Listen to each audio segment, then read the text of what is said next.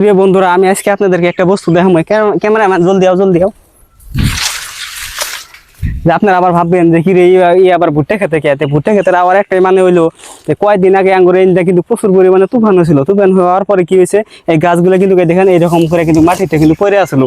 মানে আমার এই আবারটা আমার এক চাচাই করছে, তো চাচাই ভাবছিল যে আবার তার হবো না, এটা গরু টরু দেখলে দেবো। হ্যাঁ, কিন্তু দেখেন তারপরেও বলছিলাম যে রাইখে দাও, আল্লাহ যদি চায় তাহলে এখান থেকে কিন্তু রিজিক হওয়ার সম্ভাবনা আছে।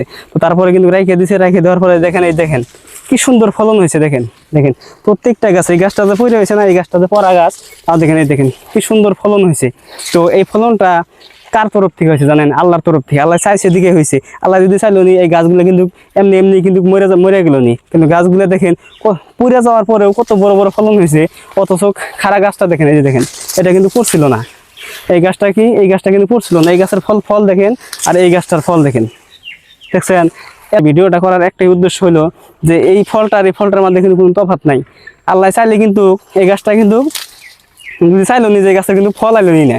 এই গাছটা এমনি আছে নর্মাল, কিন্তু আস্তে আস্তে কিন্তু মরে গেল নি, কিন্তু মরে না। এই গাছটা না মরে কি হয়েছে, এই ফলটা আর এই ফলটা কিন্তু সেম হয়েছে। দেখেন যে আল্লাহর উপরে সবসময় ভরসা রাখবেন, যে আল্লাহ যদি চায় মরা গাছও কিন্তু ফল দিবেন দিকে পায়। এই ক্ষমতা কিন্তু কার আছে? আল্লাহর আছে। আর একটা কথা সবসময় মনে রাখবেন, রিজিকের মালিক আল্লাহ। দেখেন আল্লাহর উপর ভরসা করে গাছগুলো কিন্তু এমনি রেখে দেওয়া হয়েছিল, রেখে দেওয়ার পরে দেখেন কি সুন্দর ফল আইছে।